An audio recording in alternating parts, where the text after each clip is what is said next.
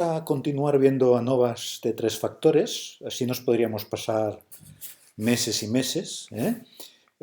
Bueno, haremos alguna clase más donde os enseñe algún caso. En este mismo vídeo pues os voy a enseñar algún caso más y después ya nos dedicaremos a hacer problemas, a ver situaciones determinadas como digamos que simulen un poco la situación en la que vamos a hacer la evaluación de la parte esta de la asignatura, ¿eh? A ver, mirad, tenemos en este fichero que tenéis en el apartado de herbarios y técnicas, tenéis una recopilación de diferentes ANOVA de tres factores. Aquí, si vais al apartado también del algoritmo de Ben Franklin, aquí también al final tenéis también ANOVAs de tres factores, ¿eh? Bueno, si jugáis con los dos, algunos que están aquí están también en este fichero de ANOVA de tres factores, lo que dice es una recopilación. Y vamos a ver alguno más, ¿eh? Y el primero es interesante que lo veamos porque ahora no os planteo una situación, pero podéis imaginar, ¿eh? Os la voy a poner como una situación posible, ¿eh? Tenemos, mirad, vamos a hacer una cosa, vamos a ver el modelo, ¿eh? Mirad, que también es una forma de entender el ANOVA, ¿eh? Sin ver un ejemplo concreto, sino viendo el modelo y después imaginarse a partir del modelo situaciones posibles de la vida real que se adaptarían a este modelo. Fijaos, ahora ya tenéis suficientes herramientas para entender, viendo el modelo, qué situaciones posibles pueden representar este modelo. Mirad, tenemos una ANOVA de tres factores, veis que hay una alfa, una beta y una gamma, tres factores, ¿eh? Tres factores. Y fijaos que no hay ninguno anidado, ¿veis? Hay la I, hay la J y hay la K. No hay ninguno anidado, ¿eh? Porque el anidado lo marcaríamos como J dentro de I, o I dentro de K, o K dentro de J. Están, por lo tanto, si están así, es que los tres factores están cruzados. Y además lo podemos comprobar porque hay la interacción de alfa con beta, la de alfa con gamma, la de beta con gamma. Cuando hay tres factores y están cruzados los tres, también tenemos un tercer efecto posible, que es la interacción de los tres factores. Aquí ya entenderlo, darle un significado es muy complejo, ¿eh? Pero también es un elemento que hemos de contemplar porque también a la hora de descomponer la variabilidad total en diferentes fuentes de variación, además de la residual, tenemos, y además de las interacciones, y además de cada uno de los efectos de cada factor, tenemos un efecto, digamos, de interacción de los tres factores, ¿eh? Y esto nos va a pasar si continuáramos con cuatro factores y con cinco hay la posibilidad de interacciones sucesivamente hasta las interacciones de mayor orden, que es interacción de todos los factores. Bien, aquí tenemos, por lo tanto, tres factores fijos, porque además he utilizado letras griegas, cruzados. ¿De acuerdo? Muy bien. Situaciones que se pueden dar, bueno, pues imaginaos que estamos, yo qué sé, utilizando tres fármacos diferentes, tres tratamientos psicoterapéuticos diferentes y estamos ensayando con dos sexos diferentes, con hombres y mujeres.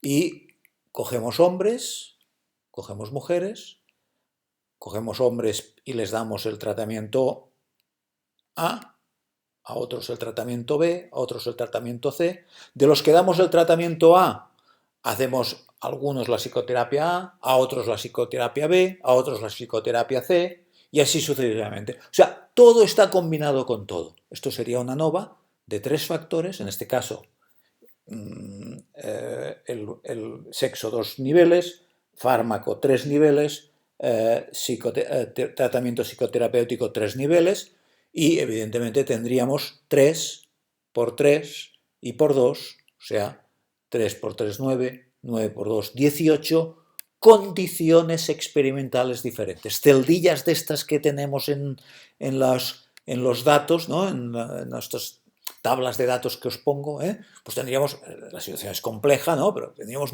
18 situaciones diferentes y entonces haríamos réplicas, ¿no? Digamos, hombres con el tratamiento farmacológico A y con el tratamiento psicoterapéutico A, tendríamos varios, 3, 4, 5, 6, 7, serían las réplicas, son todos hombres, fármaco A, tratamiento psicoterapéutico A, y así sucesivamente, ¿no? Vale, esto multiplicaría, evidentemente, el número de observaciones, evidentemente los experimentos de este tipo son muy complejos, con muchos datos, con mucha información, con muchos números. Pero la idea es la misma que vimos en 2 factores cruzados, pues ahora en 3 factores cruzados. Aquí, a continuación, tenemos que los 3 son fijos. Evidentemente, os pongo la situación más sencilla, que los 3 cruzados son fijos, pero ahora veremos a continuación cómo la cosa se va complicando, porque aparecerá que uno es aleatorio y 2 fijos, y así sucesivamente, hasta llegar que los 3 factores cruzados sean aleatorios. Y esto lo podéis ir viendo en los diferentes modelos que van a ir apareciendo. A continuación tenéis todas las posibilidades de 3 cruzados, los 3 fijos, hasta llegar a que sean los 3 aleatorios. ¿De acuerdo? Bueno, pues fijaos el primer caso. El primer caso, los 3 son fijos. Por lo tanto, cuando hagamos la matriz para hacer el algoritmo de Bennett Franklin, nos encontraremos, pues que haremos una fila por cada uno de los efectos, una columna por cada uno de los índices, el efecto de A, el efecto de B, el efecto de C, el efecto de AB, AC, de BC y de ABC y el residuo. ¿De acuerdo? Y ahora, si vamos siguiendo el procedimiento para llenar la matriz tal como hemos ido viendo repetitivamente, os daréis cuenta pues, que aquí tendríamos que poner un 0, aquí un 0, todo ceros, ¿por qué? Porque todo es fijo y nada está anidado. ¿De acuerdo? Y si vais haciendo después el procedimiento de tapar filas y columnas, siguiendo todo el procedimiento que hemos visto, os daréis cuenta que las esperanzas de los cuadrados medios son estas. ¿Vale? Y ahora, al hacer los contrastes de hipótesis para evaluar el efecto de A, el de B, el de C, el de AB, el de AC, el de BC, el de ABC, os daréis cuenta que siempre el cociente será MSA por MSE, MSB por MSE, o sea, todo se divide por el residuo. Cuando los factores están cruzados y los factores son fijos, todo se divide por el residuo, porque las esperanzas de los cuadrados medios son muy sencillos. Hay muchos ceros y estos ceros hacen que todo se vaya eliminando y solo nos aparezca en la esperanza de los cuadrados medios solo un elemento donde aparece el efecto considerado por el cuadrado medio y por lo tanto cuando la hipótesis nula dice que el efecto es 0, pues evidentemente se va y me queda que el numerador y el denominador, si es cierta la hipótesis nula, está está evaluando, tiene la misma esperanza, el numerador que el denominador, si divido por el cuadrado medio residual. ¿De acuerdo? Cosa que no pasa, y esto ahora ya os lo dejo para que vosotros vayáis viendo, cosa que no pasa cuando nos encontramos con una situación como la siguiente, donde el 1, el primero, yo cojo el primero, pero lo mismo valdría para el segundo o para el tercero, siempre y cuando sea únicamente uno de los 3 factores cruzados el que es aleatorio. Que nos encontraremos que, bueno, aparecen ya unos. ¿Por qué? Porque aunque están cruzados y no aparecerán unos por culpa de anidamiento, sí porque este es aleatorio. Y cuando aparece algún 1 por aquí, a la hora de hacer todo el procedimiento que os dejo para vosotros que lo hagáis, os encontraréis que aparecen pues esperanzas de los cuadrados un poco más largas. Y es cuando aparecen divisiones a la hora de evaluar los efectos de A, de B, de C, aparecen divisiones que no son por división por el residuo, como sí que pasaba en este modelo de aquí. ¿De acuerdo? Por lo tanto, fijaos que ahora, si os miráis este modelo y seguís el procedimiento que hemos seguido de comprobar el por qué hay unos y ceros en donde tenéis colocado unos y ceros, y después tapando las filas y las columnas correspondientes, siguiendo el criterio que hemos visto hasta ahora. Todo es muy repetitivo y todo esto ahora es práctica para vosotros. Os daréis cuenta que las esperanzas de los cuadrados medios son estas. Y ahora, con el efecto de A, el primer contraste, el de A, dividiré esto por el residuo, porque si es cierto que la hipótesis nula es cierta, que el efecto de A es cero, no hay efecto, pues dividiré por el residuo. En cambio, cuando vea el efecto de B, el A es el aleatorio, acordaos, en el modelo, en este modelo, es aleatorio de los tres cruzados. En cambio, el B y el C, la esperanza del cuadrado medio es un poco más larga, como podéis ver. Entonces, si estoy comprobando la hipótesis nula de que el efecto de B es cero, ¿por qué cuadrado medio dividiré? No por el residuo, porque no tendría la misma esperanza del cuadrado medio, si es cierta la hipótesis nula, sino dividiré por ms de AB, que es lo que tenéis aquí. ¿Veis? Este cociente. Porque si es cierto que el efecto es cero, me queda esto de aquí, y entonces, ¿qué busco? Este cuadrado medio que tiene la misma esperanza, ¿veis? Si es cierta la hipótesis nula. Y por lo tanto, si el cociente es pequeño, mantendré la hipótesis nula, y si es grande, lo atribuiré a la culpa de que, que estoy suponiendo un efecto de B cero, cosa que no puedo hacer, porque si el cociente es muy grande será porque el efecto de B realmente no es cero. ¿De acuerdo? Y así sucesivamente. Como podéis ver, todo es muy repetitivo. ¿De acuerdo? Y la única peculiaridad, os dejo que os miréis los otros casos, y es que, mirad, el caso de que, vais a ver un caso un poco especial. Es este de aquí. El que dos son aleatorios y un tercero es fijo. ¿Cómo pasará también cuando los tres sean aleatorios? Fijaos, ahora aquí los tres son aleatorios. Están cruzados, pero los tres aleatorios. Y mirando cómo se construyen las matrices respectivamente, pero ahora la peculiaridad es la siguiente. Y es que nos aparecerá, con esto ya redondeamos todo y planteamos la situación más compleja. Fijaos el caso este de aquí, donde tenemos dos aleatorios y un fijo.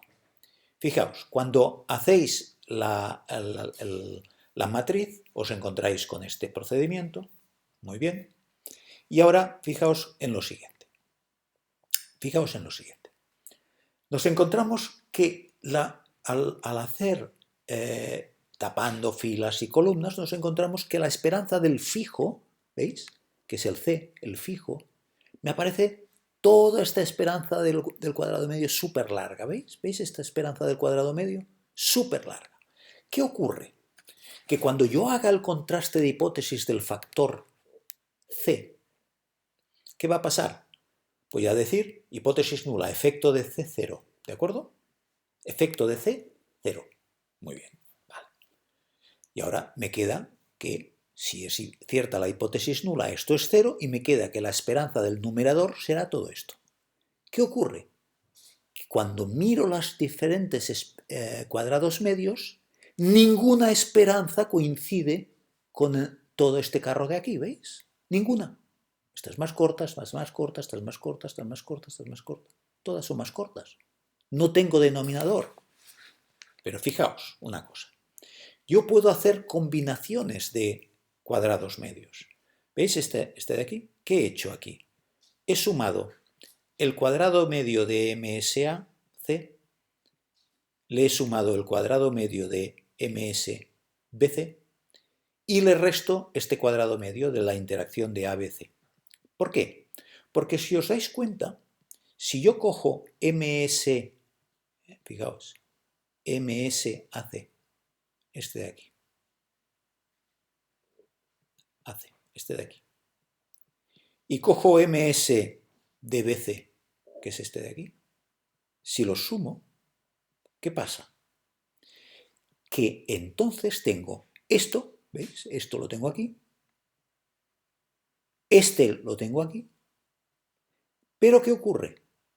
Que este y este lo tengo duplicado, ¿veis? Por lo tanto, si yo hago MSAC, o sea, el cuadrado medio de AC, más el cuadrado medio de BC, ¿qué ocurre?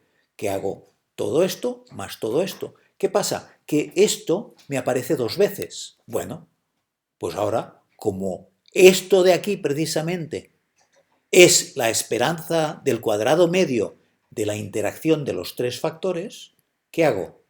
Pues resto una vez, porque como lo he sumado dos veces este elemento de aquí, ahora le resto una vez. Por lo tanto, fijaos, si yo hago este cociente, ¿qué va a pasar?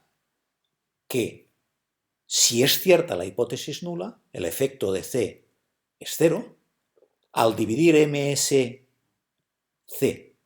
por MSAC más MSBC menos MSABC, resulta que entre el numerador y el denominador, si es cierta la hipótesis nula y el efecto de C es cero, estaré dividiendo algo que su esperanza, la esperanza, si es cierta la hipótesis nula, es que me dé un valor pequeño. Y si me da un valor grande será por culpa de que el efecto de C estoy suponiendo que es cero y no lo es.